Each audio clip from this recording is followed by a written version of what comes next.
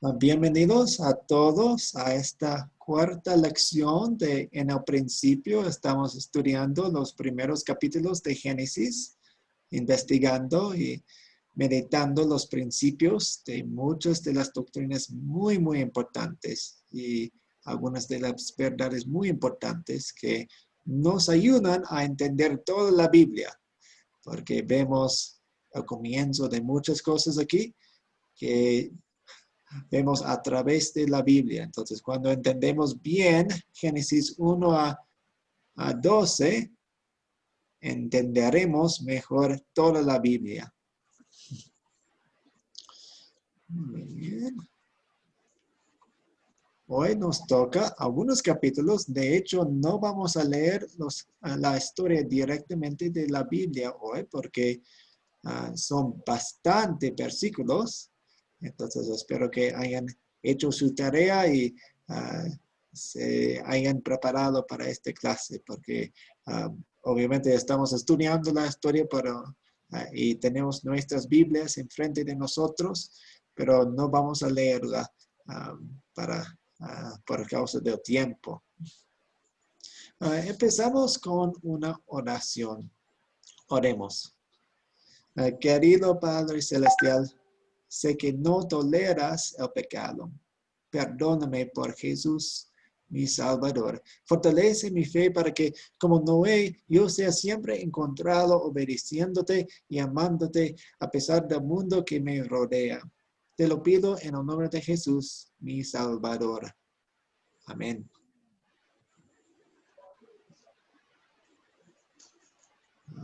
Tenemos la diapositiva que siempre tenemos, la diapositiva de respeto aquí. Y llegamos a la pregunta del día. De hecho, hay dos. La primero nos toca, dice, ¿cómo ven el mundo en la actualidad? ¿Cómo ven el mundo en la actualidad? Hay una comparación de lo que vemos en Génesis durante los tiempos de Noé y la actualidad hoy en día. ¿Qué ven? Eduardo Milanesi. Sí, pastor. El mundo actual es repleto de pecado, es un mundo corrupto. Dios no ha destruido el mundo porque fue la promesa que nuestro Dios ha hecho a Noé de que nunca más después del diluvio enviaría una destrucción a los seres humanos. Muchas gracias, Eduardo. ¿Alguien más quiere compartir su respuesta? José Uriel. Buenas noches, pastor y hermanos. Pues el mundo actual está inclusive más corrupto y más tremendo que en los tiempos de Sodoma y Gomorra, porque como decía el Señor Jesús en su pasión, en sus palabras, perdónalos porque no saben lo que hacen en ese tiempo. Pero hoy en día nosotros sí sabemos, o la gente, la humanidad sí sabe lo que hace y le da lo mismo el temor a Dios. No hay temor a Dios. Eso es lo que estamos viviendo. Y Papá Dios no ha querido destruir al mundo, pues como dijo el hermano, por el pacto que hizo con Noé después del diluvio, que él no volvería a destruir al mundo hasta que viniera el Salvador.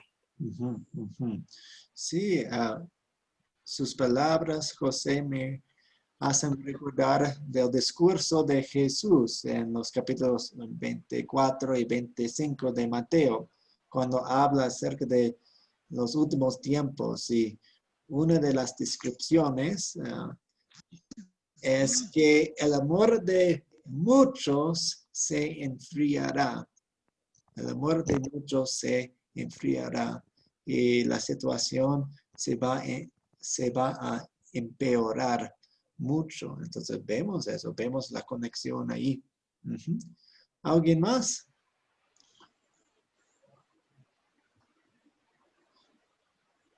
Quiero recalcar para nosotros versículo 5 de capítulo 6 en Génesis. Dice, al ver el Señor que que la maldad del ser humano en la tierra era muy grande y que todos sus pensamientos tendían siempre hacia mal. Entonces vemos una descripción del corazón de los seres humanos y vemos que el pecado original, la naturaleza pecaminosa, sigue en cada uno de nosotros.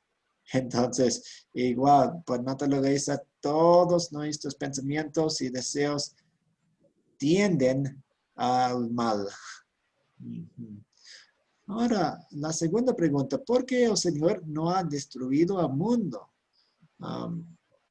Escuchamos una de las respuestas de Eduardo. Gracias, Eduardo. Eduardo nos hizo pensar en la promesa, en el pacto que hizo Dios cuando terminó el diluvio. Entonces, él dijo, no voy a destruir al mundo con un diluvio, con las aguas, otra vez. Entonces, él mantiene su promesa y cada vez que experimentamos una tormenta o mucha agua, usualmente hay un arco iris y es una señal para nosotros, recordándonos a nosotros y a Dios que Él no va a destruir al mundo como lo hizo en ese entonces. ¿Alguien más? Pastor, Sí. pienso también, bueno, yo tenía anotado lo del hermano y también en el capítulo 9, el versículo 11, cuando establece el pacto, también lo ratifica, que dice que no exterminará carne y todo eso, pero también ¿por qué no lo ha destruido hoy en día? Porque nosotros contamos para que no sea en vano la muerte de Jesucristo. ¿Cierto? Porque si Él coge y destruye todo, bueno, entonces Jesucristo, ¿por qué? Si es que Jesucristo muere por nosotros para librarnos de esa condenación eterna. Okay. Y entonces yo pienso que por eso Dios no ha destruido el mundo así como lo hizo en ese entonces, porque está Jesucristo, que es nuestro Redentor, y Él espera que todos busquemos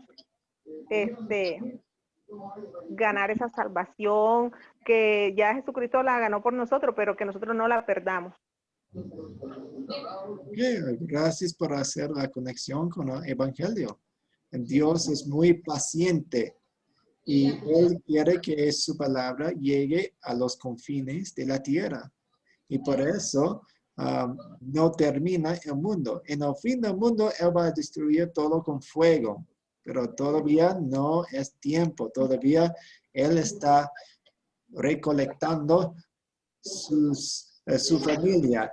Él todavía está en la búsqueda de las ovejas descarriadas y perdidas. Muchas gracias.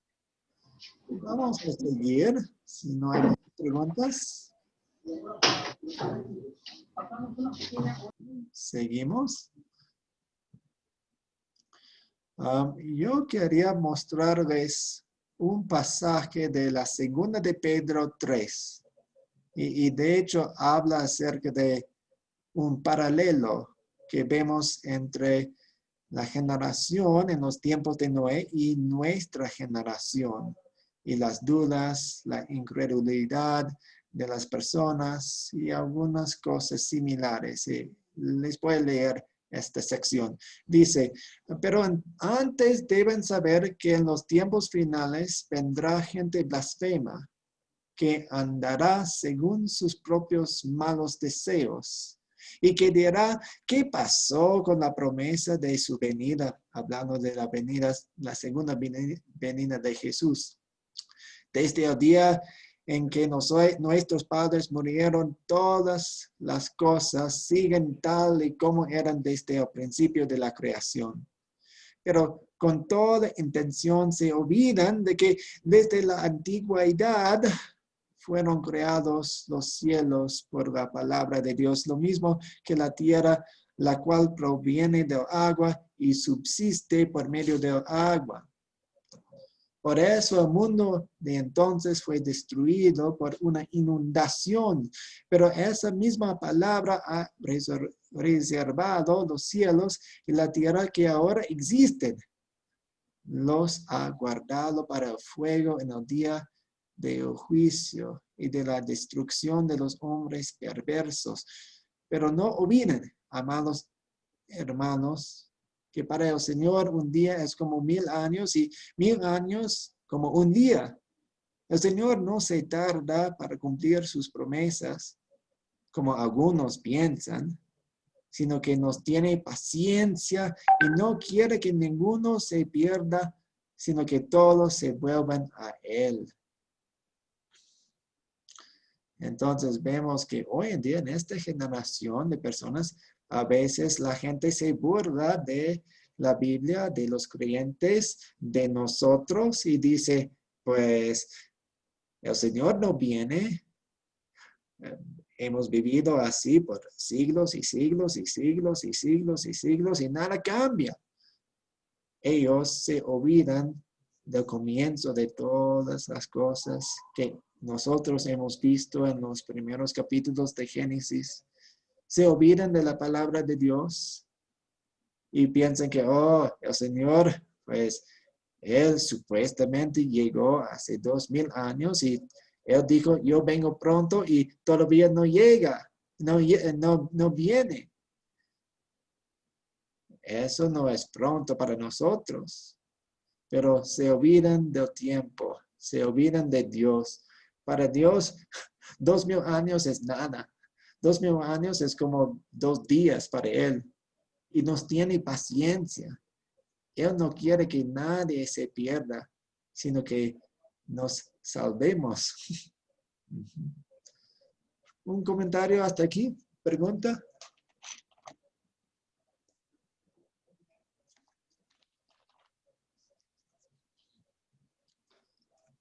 Vamos a seguir entonces.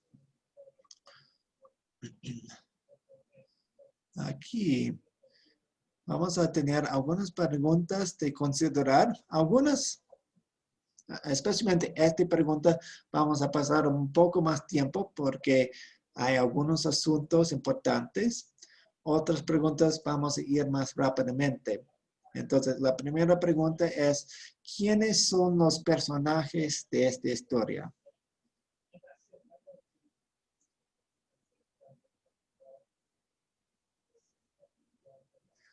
José Uriel. Noé, la esposa, los hijos con sus esposas y los animales que entraron al arca de a pareja, macho y hembra. Ok, sí, muy bien. Usualmente yo pongo en la categoría de cosas los animales, pero algunas personas piensan en los animales como los personajes porque están en pareja y eso, y son muy importantes para el arca. Tenemos Noé y su esposa, sus hijos y las esposas de los hijos. ¿Alguien se acuerda de los nombres de sus hijos? Son 3. Yo sé que uno es el Canaán. Porque está cuando se embriagó Noé y están los nombres. Sí, Canaán fue el hijo de Cam. Entonces es el nieto de Abraham. Está Can. Sí, tenemos Cam, Set y Jafet. Sem y Jafet. Muy bien, muy bien.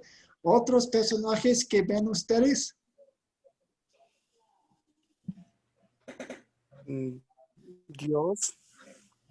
Dios, sí, tenemos a Dios ahí. A Vladimir, veo que levantó su mano.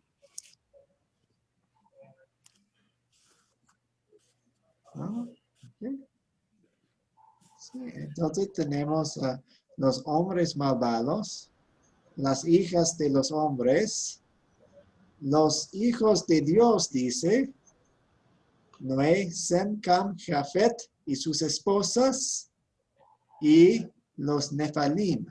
Y hay algunas controversias aquí sobre quiénes son los hijos de Dios y quiénes son las hijas de los hombres. Algunas personas piensan que fueron ángeles quienes bajaron para tener relaciones sexuales con los seres humanos y de su relación salieron los Nefilim, que eran medio seres humanos y medios ángeles, pero eso no va de acuerdo con la Biblia. Cuando vemos los primeros capítulos de Génesis, vemos la caída en el pecado y ahora hay pecado y vemos una división, una brecha entre la población de los seres humanos. Vemos los creyentes, los que siguen a Dios, los que alaban a Dios, son los hijos de Dios, son parte de la familia de Dios. Y hay otros seres humanos quienes no creen en Dios, no siguen a Dios, no adoran a Dios, son incrédulos. Y esos son los hijos de los seres humanos, los hijos del hombre. Entonces, ¿qué es lo que pasó en los primeros versículos de capítulo 6? Dice, cuando los seres humanos comenzaron a multiplicarse sobre la tierra, tuvieron hijas. Y los hijos de Dios, los creyentes, vieron que las hijas de los seres humanos eran hermosas. Entonces tomaron como mujeres a todas las que desearon.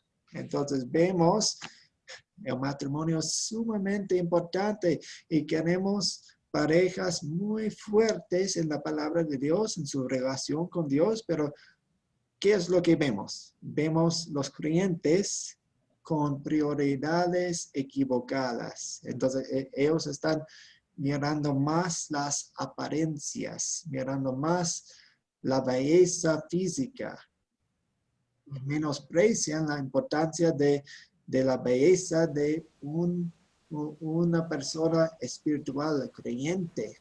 Entonces, no importa que me case con una incrédula, ella es muy bonita, me cae bien, entonces no vamos a tener problemas, pero vemos la trampa de Satanás ahí, porque vemos que los hijos de Dios se convirtieron en los hijos de hombre porque perdieron su fe.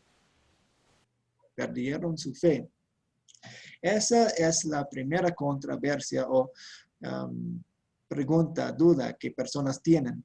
La segunda pregunta es, ¿quiénes son los Nefilim? ¿Quiénes son los Nefilim? Vemos en el texto, dice, versículo 4 de capítulo 6. Al unirse los hijos de Dios con las hijas de los seres humanos y tener hijos con ellas, nacieron gigantes que fueron los famosos héroes de antaño. A partir de entonces hubo gigantes en la tierra. Entonces, a veces eso se refiere a su estructura. Entonces, tal vez fueron muy altos, muy grandes. Y eso es muy, muy posible.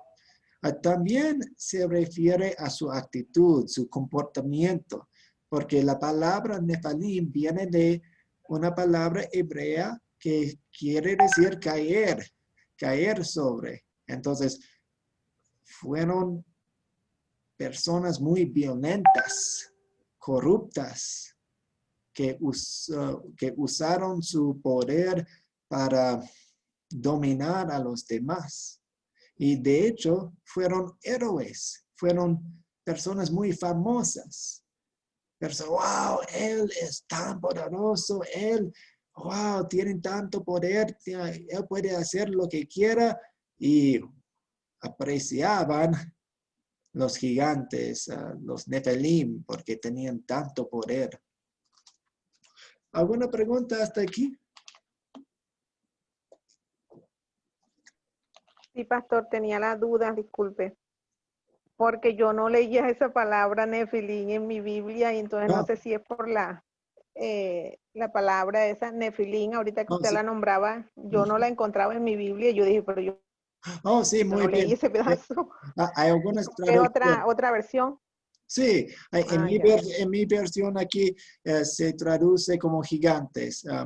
En otras versiones, como la Reina Valera, va a decir Nefelim. Nefelim. De hecho, no es una traducción, es la palabra hebrea, Nefelim. Sí, yo tengo la Reina Valera, pero yo leo ahí en el 4, dice, había gigantes en la tierra aquellos días, pero o sea, esa palabra nunca lo había oído. Ok, sí, sí, entonces tal vez es una palabra nueva. No, desconozco cuáles versiones usan la palabra Nefelim y cuáles versiones usan la palabra gigante o otra palabra. ¿Otras preguntas?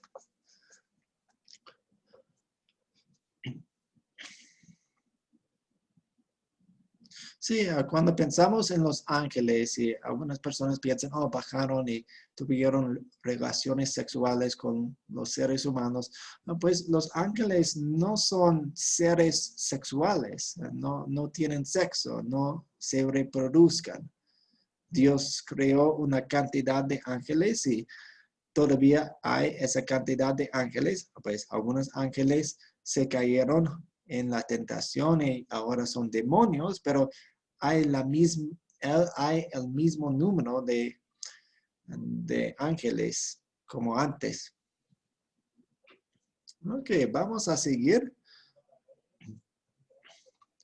¿Cuáles son los objetos en esta historia? Voy a ir un poco más rápidamente aquí con estas preguntas. Tenemos el arca y todos sus materiales. Tenemos las aguas, el diluvio, el altar, el arco iris, 2 de cada especie de animal y 7 parejas de los limpios, los que eran limpios ceremonialmente. Y tenemos el cuervo y la paloma. Número 3, ¿dónde ocurrió esta historia? Y de hecho, tenemos la pista aquí con la foto. En la foto podemos ver la montaña muy hermosa de Ararat. Y la Biblia dice que el arca aterrizó, digamos, aterrizó allí, bajó allí en las montañas de Ararat. No dice exactamente que fue esta montaña específicamente, tal vez fue una montaña vecina en la cordillera de las montañas de Ararat. Pero aquí tenemos, pues, me impactó esta foto, me encanta con el campo allí, con las plantas verdes y con la nieve en el cima de la montaña, muy, muy hermoso. Me encantaría ver esa montaña hoy en día. ¿Cuándo ocurrió esta historia? Ahora tenemos una lista de fechas y números para repasar un poco la historia. Dice, Dios dice 120 años más. Entonces, Él anuncia que va a destruir todo, pero en 120 años. Entonces, Dios esperó 120 años para destruir al mundo. Vemos la paciencia de Dios. Noé y su familia construyeron el arca en ese siglo y también Noé tenía la costumbre de predicar. Él anunciaba, él advertía a la gente. Desafortunadamente, no escuchaban, no le hacían caso. Noé tenía 600 años cuando las lluvias empezaron. En ese entonces vivían por más tiempo. Había menos enfermedades y problemas genéticos y algunas personas piensan que antes del diluvio había un ambiente más agradable para las personas, entonces vivían por muchos años más que nosotros. Se suben al arca y a los 7 días empieza a llover. Entonces se suben y esperan una semana y empieza a llover. De hecho, la Biblia es muy específico aquí. El día 17 del año 600 de la vida de Noé, mes segundo, se abren las compuertas del cielo y vienen las aguas. Y llueve durante 40 días. Y no es una lluvia muy ligera, no, es un aguacero que nosotros nunca hemos presenciado. La tierra queda inundada por 150 días. Y al cabo de 150 días las aguas habían disminuido. 17 mes séptimo, el arca se detiene sobre Ararat. Entonces esperan allí. Día primero del mes décimo se ven las cimas de las montañas. Entonces el agua está bajándose. 40 días después, Noé suelta el cuervo, y el cuervo no es un ave muy amigable, entonces él no regresa, entonces tiene que enviar una paloma, y la paloma no encuentra ningún lugar para posarse, entonces vuelve al arca, espera una semana más. La paloma viene, regresa con una rama de olivo, y fue muy recién sacado. Entonces él sabía que las aguas estaban bajándose más y más. Y el primer día, mes primero, se quita la cubierta del arca. Entonces estaban en su arca, y ahora vamos a quitar la cubierta. Y la tierra está seca cuando ve todo.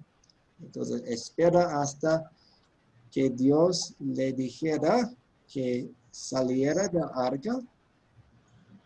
Y el día 27, segundo mes, todo está seco y se bajan del arca. Estuvieron en el arca por más de un año. Es como una cuarentena muy, muy estricta, ¿no? Ok. ¿Alguna pregunta hasta aquí?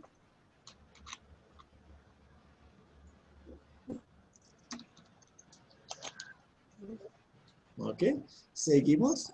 ¿Cuál es el problema? Ahora pido un voluntario para decirnos cuál es el problema que vemos, o cuáles son los problemas que vemos en esta historia.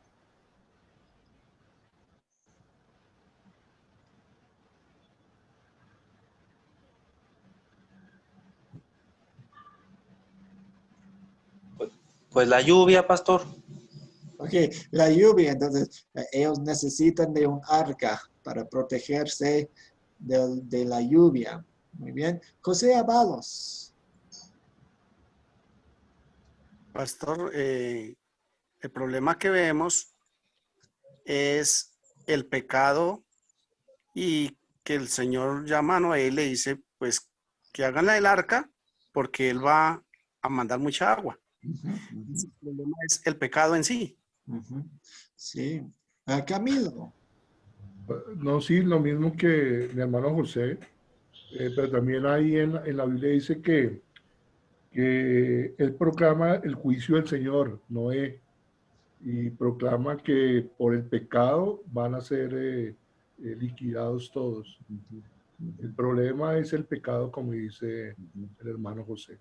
Sí, sí, sí. Exactamente. José Uriel. Pastor. Pastor, acabé de hablar. Ok. Pastor. Ah, Janet. sí, Janet.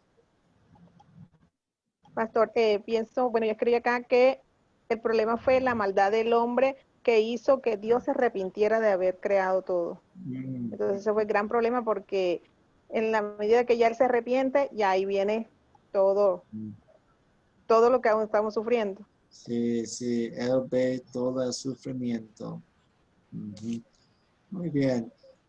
Lo que yo tengo como respuesta, aunque sus respuestas son muy, muy buenas, la maldad en el mundo.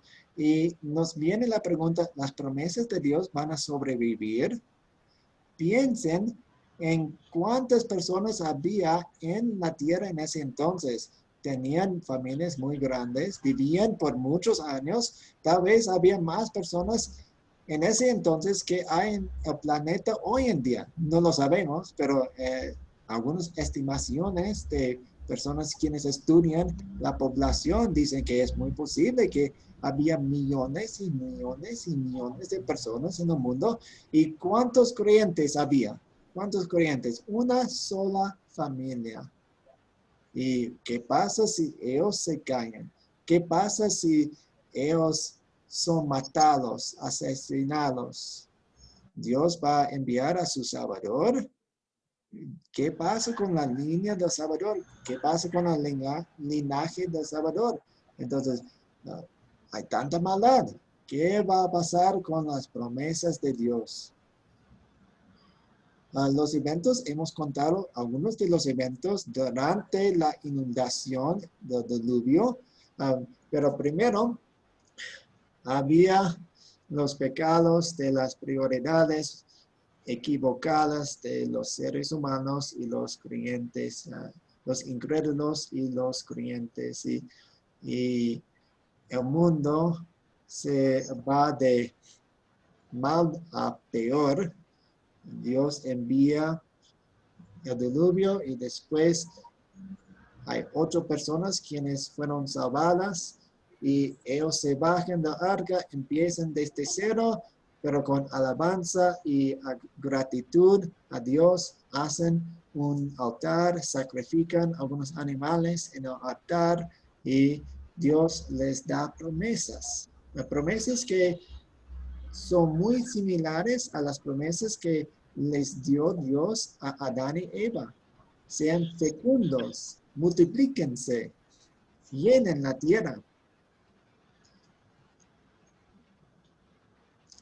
¿Se resuelve el problema que mencionamos?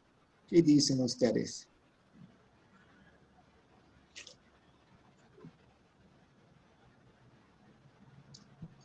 ¿Qué dicen ustedes?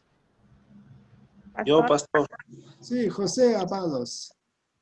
bueno, en parte se resuelve porque pues ya no llueve, ya se bajan las aguas y todo, y también pues se resuelve porque dice Dios que ya no va a terminar con la tierra y que vayan y se multipliquen pues a Noé y que sigan en normal, ¿verdad? Por decir.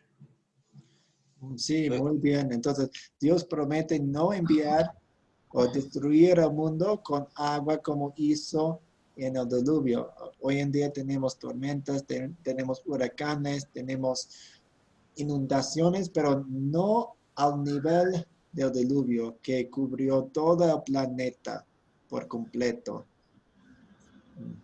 Muy bien. ¿Qué más? pastor. Sí, Janet. Bueno, yo pienso que hasta al capítulo que leemos sí se resuelve el problema, porque Dios con el diluvio transformó la tierra y en ese momento quedaban las personas y todas las personas que quedaban lo amaban y tenían fe en él, que era lo que él buscaba, que la gente creyera en él y en su promesa. Ok, muy bien. Dios manda un diluvio, pero sigue fiel a sus promesas, salvando a Noé y su familia. Muy bien. Pero después vamos a ver que todavía hay pecado. Entonces, todavía no hemos visto al Salvador Jesús, pero vemos que el linaje del Salvador sigue. Dios sigue fiel a sus promesas. Y nosotros proseguimos aquí con las preguntas de consolidar, para profundizarnos en la historia y para que apliquemos la lección a nuestra vida. La primera pregunta es la siguiente, dice, ¿de qué se trata la historia?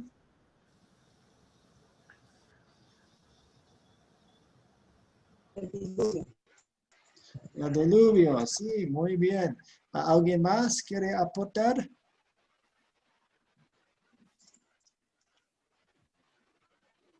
Dios limpia la tierra. promesa de Dios.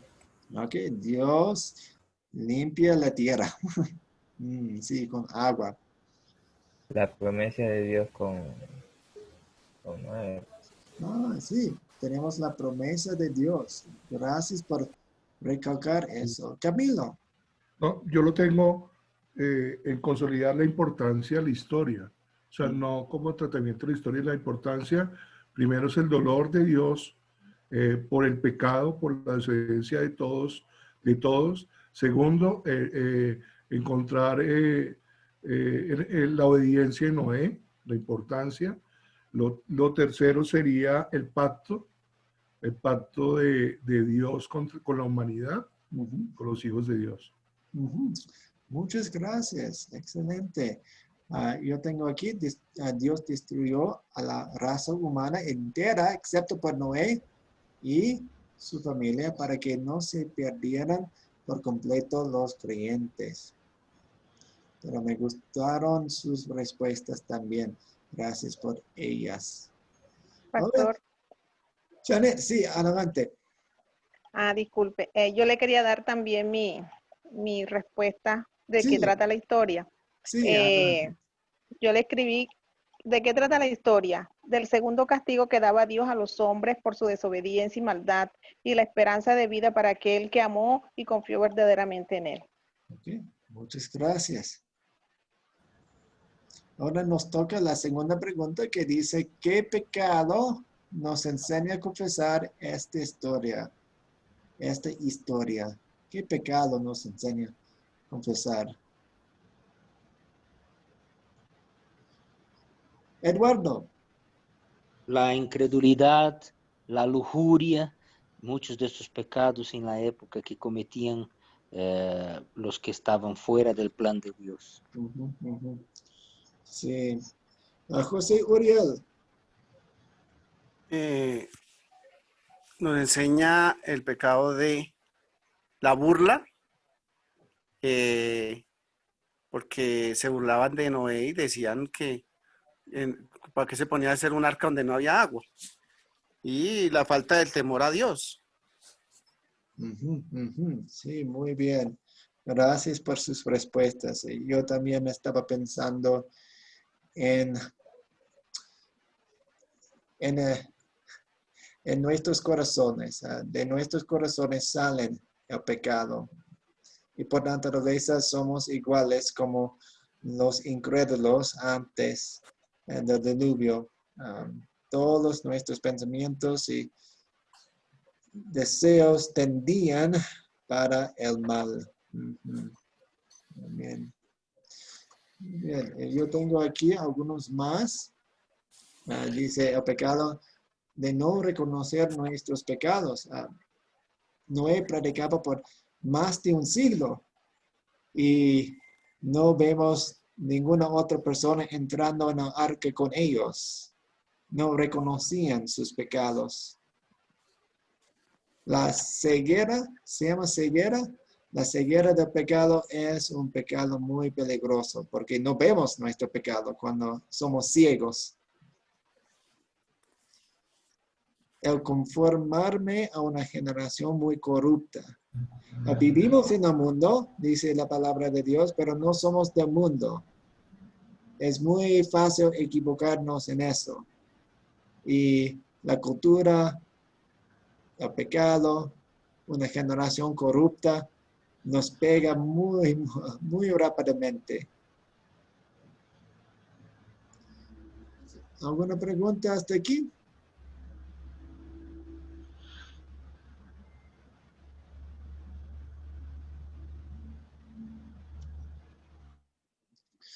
José Uriel. No, me quedó la manita arriba. Ok, sí. Está bien. Gracias, pastor. Okay, vamos a seguir con el Evangelio en la pregunta que dice, ¿dónde vemos el amor de Dios en esta historia? ¿Dónde vemos el amor de Dios en esta historia?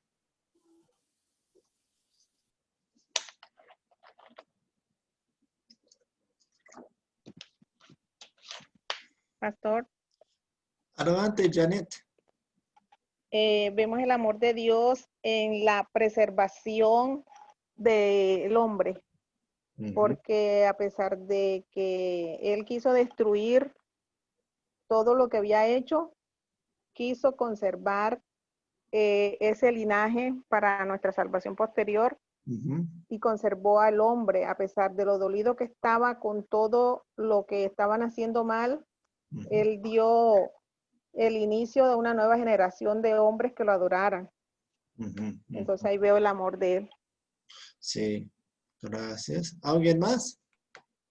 Sí, pastor. Vemos el amor de Dios en que Dios llamó a Noé y a los que él vio puros para seguir la promesa de la vida.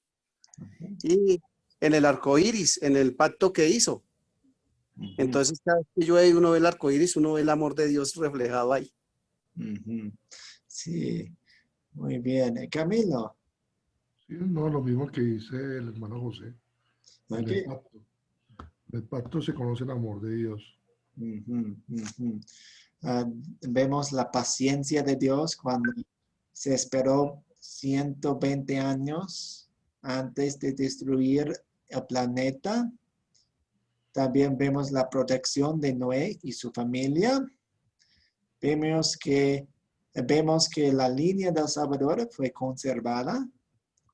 Y vemos las promesas del arco iris. Cuando Dios dijo, no voy a destruir con las aguas todo el planeta como lo hice aquí en el diluvio.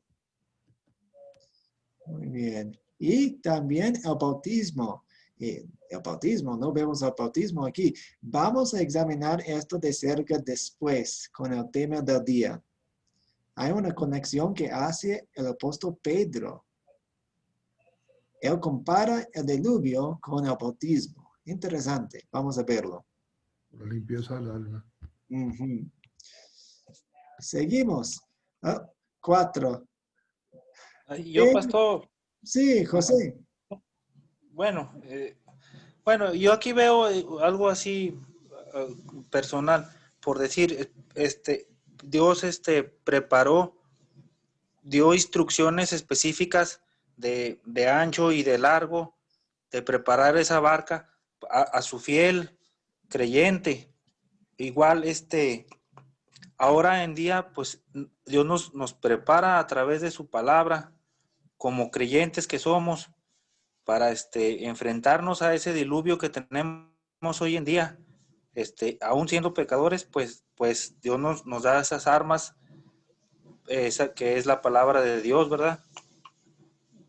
Sí, muchas gracias. Entonces Dios no cambia, entonces es igual de paciente hoy en día como en ese entonces.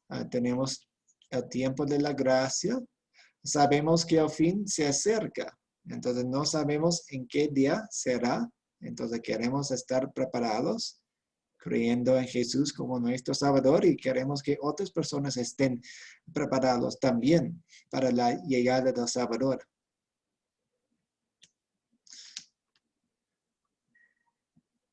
Muy bien, eso fue una buena respuesta para la 4. ¿Qué nos enseña Dios a pedir y hacer por gratitud a Él?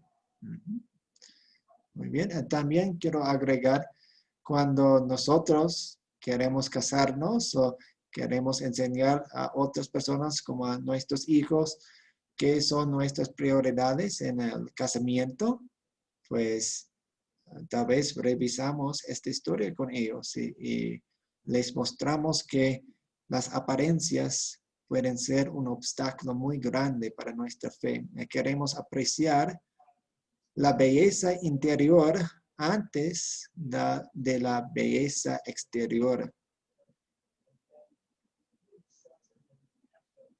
Y la última pregunta que tenemos aquí es, ¿cuándo sería una buena situación para compartir este mensaje?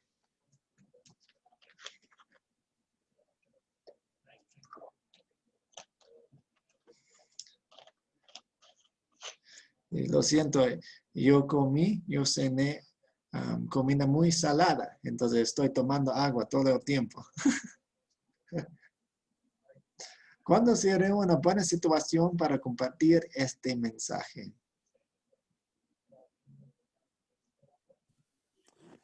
Cuando tenemos hermanos en pecado y que no aceptan una guía, entonces uno le puede explicar que Dios tiene mucha, infinita paciencia, pero que rebaja no la rebaja.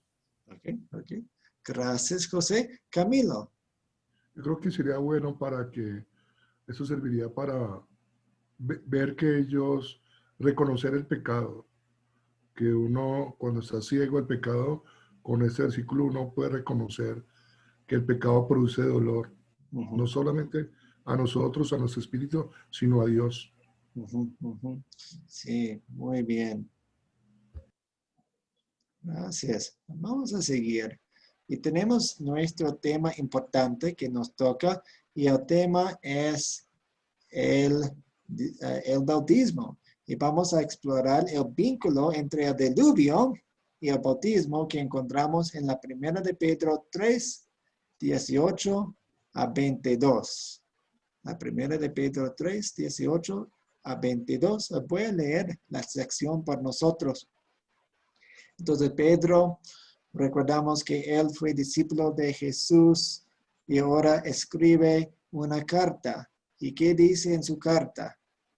Dice, porque también Cristo padeció una sola vez por los pecados. Wow, evangelio aquí. Vemos el corazón de corazones del evangelio. El justo por los injustos para llevarnos a Dios. En el cuerpo, Jesús sufrió la muerte, pero en el espíritu fue vivificado. En el espíritu también fue y predicó a los espíritus encarcelados. Interesante, vamos a explicar eso un poco. A los que en otro tiempo desobedecieron en los días de Noé, cuando Dios esperaba con paciencia mientras preparaba el arca, en la que unas cuantas personas, 8 en total, fueron salvadas. Entonces, ¿qué está pasando aquí? Entendemos el primer versículo. Está hablando de lo que Cristo hizo. Él murió, padeció una sola vez por los pecados. Ok, muy bien. Pero ¿qué pasa después?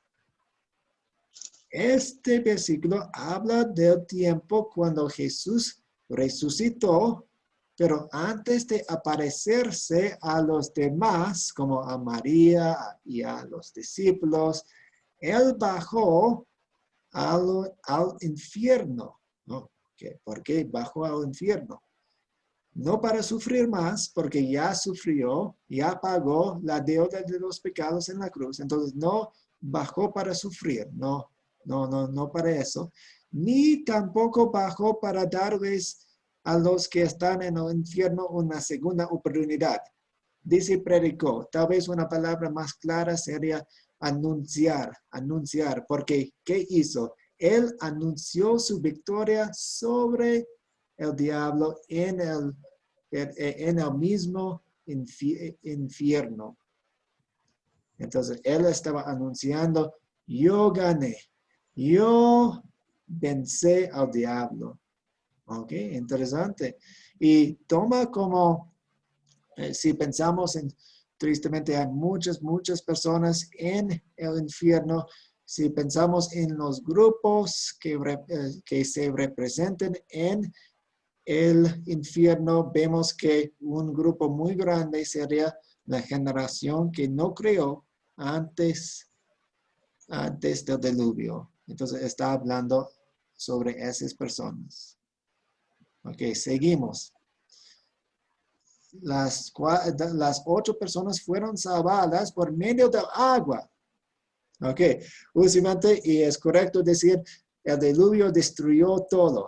Pero también desde la perspectiva de la familia de Noé, las aguas del diluvio fueron su salvación, porque el arca flotaba sobre la superficie de las aguas del diluvio. Entonces, para ellos el diluvio fue una salvación. Entonces, ahora 21. Ahora estamos hablando acerca de las aguas del diluvio y dice, todo esto, las aguas del diluvio es un símbolo del bautismo, el cual no consiste de lavar las impurezas del cuerpo, sino en el compromiso ante Dios de tener una buena conciencia, que ahora, wow, ojo, ahora el bautismo nos salva. Interesante, fascinante, palabras fuertes, palabras importantes y fascinantes que dice, el bautismo ahora nos salva por la resurrección de Jesucristo, quien subió al cielo y está a la derecha de Dios, y a quien están sujetos los ángeles, las autoridades y las potestades. Ok, ahora vamos a analizar esta sección. Muchas personas piensan que el bautismo es algo que nosotros hacemos para con Dios. Entonces, si estamos pensando en flechas y las flechas están apuntando arriba de nosotros a Dios. Muchas personas piensan así, pero cuando examinamos la Biblia es lo opuesto, porque las flechas están apuntando de Dios a nosotros, abajo, porque vemos que cada vez que la Biblia habla sobre el bautismo, habla con palabras de poder, habla del bautismo como es algo de Dios, un regalo de Dios. Nosotros somos salvos por la gracia de Dios mediante la fe, y el Espíritu Santo usa el bautismo para conectarnos a Dios, para hacernos hijos suyos, para fortalecer nuestra fe. Muy bien. Camilo, adelante. Active su micrófono, Camilo. Ya, pastor.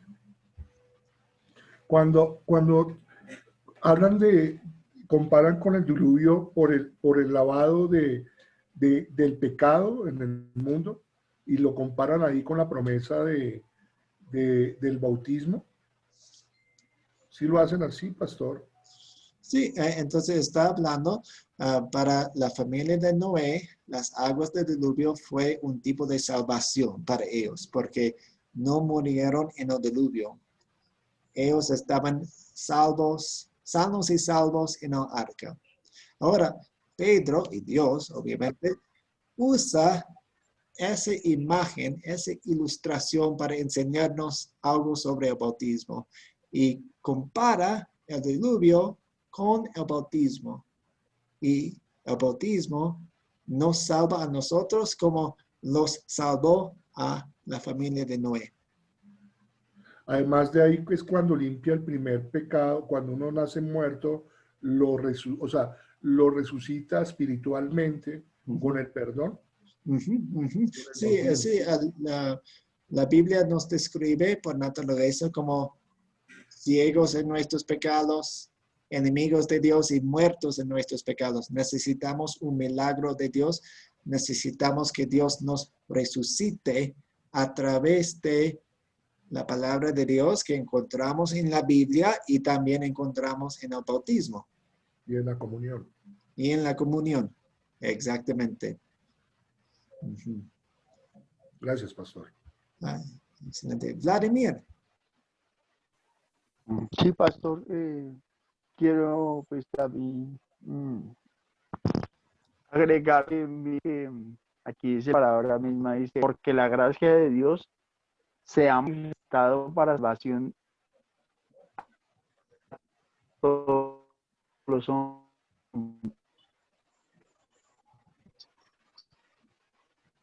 Lo siento, Vladimir. Enseñándonos que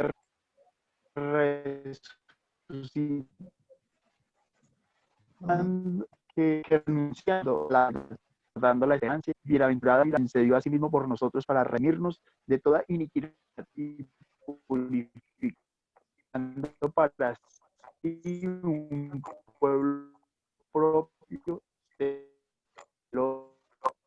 de buenas obras. Y en el libro de Tito. Sí, lo siento, Vladimir. Usted no tiene una conexión muy fuerte. Escriba su pregunta en el chat. Eso va a funcionar mejor, creo. Lo siento. José Uriel. Pastor, para hacer una acotación, ahí comparamos el agua en la Sagrada Escritura, la vemos como fuente de purificación. Pues salvó a Noé y su familia del diluvio. Más tarde salvó a Moisés también.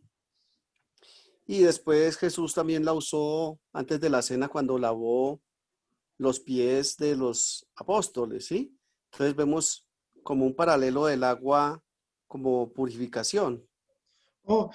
Pues estoy de acuerdo con sus primeros ejemplos, como el pueblo de Israel fueron por el Mar Rojo y eso fue como un tipo de bautismo para ellos. Nosotros tenemos el bautismo.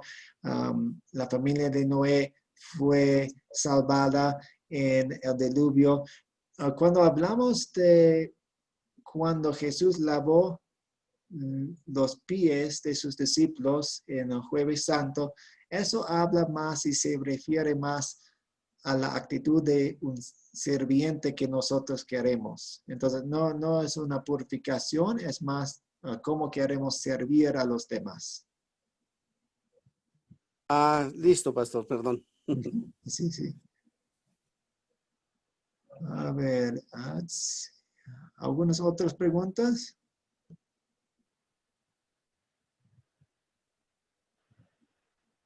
Si no, vamos a seguir.